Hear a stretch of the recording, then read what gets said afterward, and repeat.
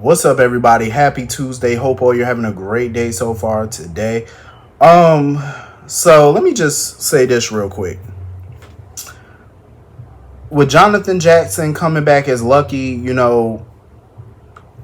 I see potential there. I think it'd be cool to have one of Laura's kids back on the canvas again, because Laura knows, it's kind of crazy that none of her kids are in the show. But I feel like they could bring back all the characters they want. It's not going to fix things. It's not going to help their ratings. It's not going to work. Because, let me tell you something, they could bring back Gandhi and the numbers still won't improve because of the writing.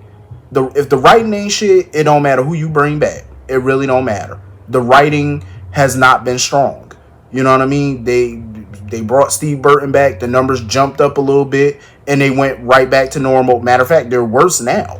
You know what I'm saying? They're not even hitting 2 million anymore. They're under 2 million now, which is insane. You know, the Pikeman storyline is all over the place. It's very jumbled.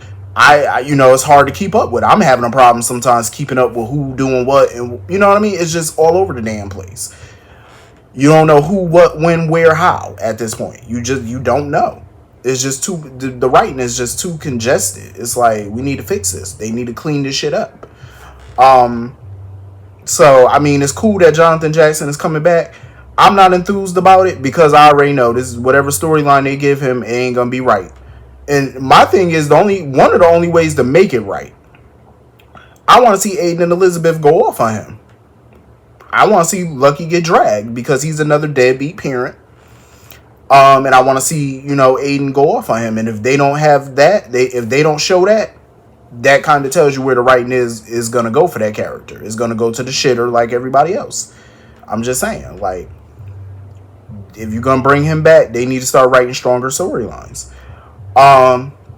So anyway, getting into this episode of GH. As much as I love me some Ava, she was down bad in this episode. Like, she really was making herself look like a total clown in this episode because Sonny was reading her ass. At the end of the day, I'm not surprised that Sonny is putting her out. I'm surprised Sonny even let her stay there in the first place. Sonny was calm about it, though. Like, he didn't, yell too much at her, but he was a little calm. He was like, listen, we're done. But my whole thing is, how you gonna say y'all done when y'all was never started up? Y'all wasn't no thing. Ava was trying to overplay that hand a little bit. She's sitting there talking about, okay, I'll move out when I find a place. No, that wasn't a request, madam. He wasn't telling you, oh, you can stay till you find a place. He was telling you, you gonna get your ass out today. Like, right now. You got money. You could land on your feet somewhere. Go stay at the Mitchell Court for a while till you find a permanent place. And she really tried to use their daughter, like, oh, what about Avery? Like, basically saying, like, Avery's used to us living together. He was like, girl, that little girl went years without us living together. She done pretty much went most of her life not seeing her mother and father live together and be together. She gonna be all right. I don't even blame Sonny for saying it. She gonna be okay. Like, this is the first time that little girl ever had them under the same roof together since she's been alive. The first time. She ain't missing out on nothing. She gonna be A-okay. Like, come on now. You already know it was a wrap. The way he closed that door in Ava's face, Ava should have known. He not checking for you. You know what I mean? Ava was so down bad in this. I really want to know, like, what is her angle in all of this? Like, keeping him, not as medicated as he's supposed to be. Like, what is the end goal with that? Like, what is she trying to get from it? That's what I'm not understanding. I'm not clear fully on that. Like, what is your goal? Because even Sonny was wondering, like, why are you, like, wanting me to trust you? Like, why are you around all the time? Stuff like that. It's like, what do you want? I don't know what her goal is, but I'm anxious to kind of see, like, what is she really up to? Like, what is her plans? Because I love when Ava is in her villainous mode. I love it. But the way she was talking and acting in this episode, I was like, yeah, I had to be on Sonny's side on this one. I had to be on his side on this. And I don't like being on his side much, but I had to on this one because I'm like, yeah, you're not sounding right. Because my whole thing is she had no reason to go after Alexis at all. No reason. You know what I'm saying? Especially after all the shit she done did. How you gonna go after her over Julian, somebody that you yourself was gonna kill? That it don't make sense. But I got a feeling she gonna clap back at Sonny. I got a feeling she gonna find a way to clap back because you know Ava, when you go against her in any form or fashion, she gonna come back on you. Sonny better watch his back. You know what I noticed though about Sonny? He seems normal, like his normal self when he around certain people. Like when he around Natalia, you know, or certain other people, like he's normal. When he gets around Carly and Jason or Dex, he starts acting very manic. And that's what confuses me. I'm like, how are you manic with them, but you're normal with everybody else? Like he really acts like he's taking his right dosage when he's with everybody else. I'm confused. I'm like, shouldn't you be manic with everybody or semi-manic with everybody, not just them? Like, he be foaming at the mouth when he around them. When he around Dex and them, he be ready to jump all over them within 5 seconds. Everybody else is like he's his normal self. He talks normal, act normal. I'm confused by that. Like, very. I'm still confused that he doesn't realize that his dosage is off. Like, how do you not realize that either? You've been taking them pills for decades now. Like, you've been taking them pills so long, you think you would notice when something's off. So that's kind of confusing to me, too. I'm like, okay. I guess this is the part where we suspend disbelief about them pills, I suppose. So anyway, moving on from that. Jason sitting outside somebody's house like the Night Stalker don't sit well with me. It don't. I'm like, why are you sitting outside this man's home? I agree with Anna. Like, yeah, Valentine can be dangerous, but I don't see him doing nothing to her. You know what I mean? Like, not at the moment. Her finding that phone in his book or whatever, I don't know. I feel like everything with Valentine nowadays, I find a little bit of a red herring.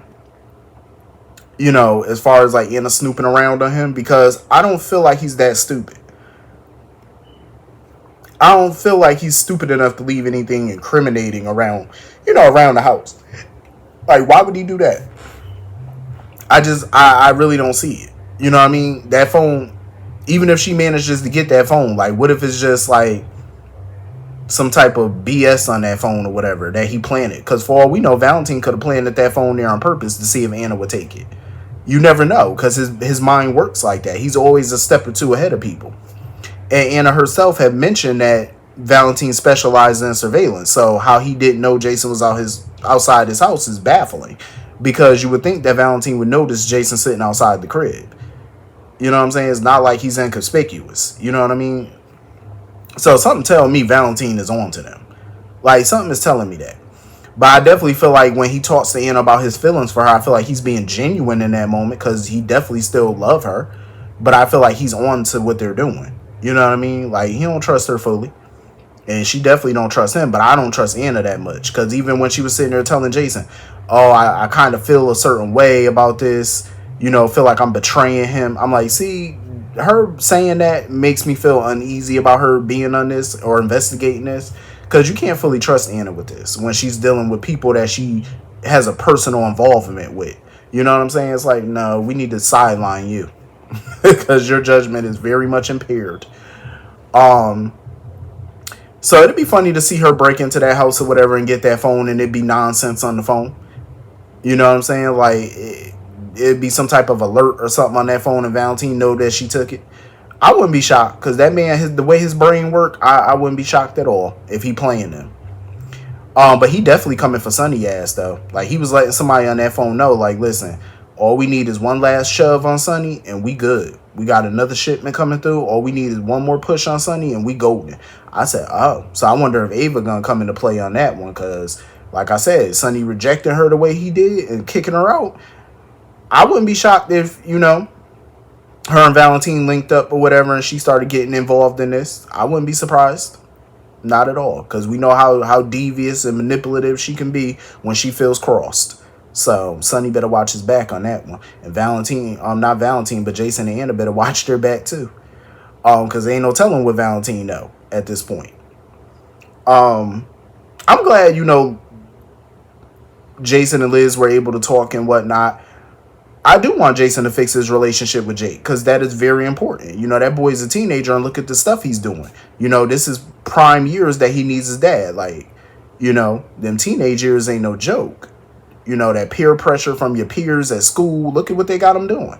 Going in bars and stuff, trying to drink. Like, no, he needs to get ahead of that and get back into this boy life. So hopefully, he's being more proactive. Well, I'm glad that he's talking about getting baseball tickets and stuff, to take him out or whatever. Because he need to. He need to call up Danny too. And, whether Sam like it or not, he need to bond with them boys. You know what I'm saying? Get them back in line.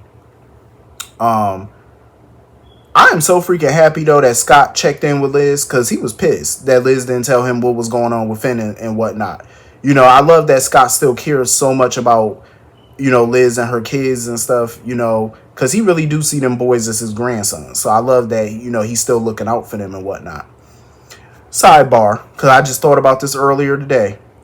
I find the writing, that's why I said the writing ain't shit on this show no more, because Austin done got shot, dead. And we still don't know who did it. We don't know what's going on with that case. We don't know jack diddly squat about what's going on who murdered Austin. The Quartermains don't even care. You know what I'm saying? The Quartermains don't care. They ain't hold no funeral for that boy. No nothing. Ain't even mention his death. You know what I'm saying? It's just weird. It's like, how do you do that and nobody from the Q's mention him at all? Like, no funeral, just no care in the world. I'm like, no updates on the case. Just nothing. And where the hell is Cyrus at? You know what I'm saying? They completely just dropped him off the canvas. Where the hell he been? Like, where? Oof. It's just a lot of drop story. I'm like, where's he? Where's Miss Wu? You know what I mean? Like, this is insanity. This is just complete insanity on this show. But anyway, Finn, he need to recognize that people are not playing with him no more. He can make all the warnings and get angry and get up in people's face all he want to. By Chase and the Quartermains being able to get that protective order and that custody agreement all less than 24 hours, that should tell him they're not playing. Like, they literally got all that paperwork by breakfast. Like, it's literally morning in Port Charles and they got that shit quick. That should show him Tracy and them are not playing with him. You know what I'm saying? Usually it takes a little longer than that to get that kind of paperwork together. A restraining order and a custody agreement all that fast. And within a few hours, they're not playing. And he think it's a game. Like, dude, they're not playing with you. You can make all the threats, all the warnings that you want. You're not going to win this. He need to get himself together. And I love how Scott laid into his ass. I love that Scott didn't take his case. You know what I'm saying? I love it. And we all know Scott is about that money. He about that paper. So the mere fact that Scott didn't take it, because Scott knows that, he can't take that case in good conscience. He can't take that case. Because I feel like no lawyer should take that case. Because if you take that case and you somehow win and Finn gets his daughter back and he starts drinking, and say if he drinks and gets behind the wheel to take her to get ice cream or anything, they can get into an accident. That little girl could be in serious danger or die. And that would be on the lawyer's conscience. That you let that happen because you represented him knowing damn well you shouldn't have. You know what I mean? Because the man need help. So I'm glad Scott turned him down. I hope other attorneys turn him down. Because he needs that wake-up call. And I agree with Scott wholeheartedly. He's saying the same stuff that Tracy and everybody else been saying. That man got to hit rock bottom. He has to. Finn cannot fix this situation with Violet or Chase or anybody until he fixes himself. He needs to get fixed. Like, this man, like Scott told him, he was like, listen, you need to get some type of letter from, Narcotics Anonymous or some type of letter from the hospital. These people, they need to speak to your character, if you think you're going to go to court with this. But of course, he quit his job, so that's not going to work. And you haven't been attending meetings, so I doubt anybody at the anonymous meeting is going to speak up on his behalf. He's fucked. He needs to realize it. And look at him, calling people to go get some booze. Oh, deliver some vodka to me. He need to hit rock bottom, period. He needs to. Because this ain't going to work if he don't. If he don't hit rock bottom, it's a wrap for him. You know what I mean? He gonna keep spiraling. He ain't never gonna get that little girl back. So anyway, moving on from that. Usually, I would say Carly need to stop going to Brennan. I wasn't happy about Carly going to him the first time because I feel like she did let crucial information slip. But I wasn't mad at her for going to him this time.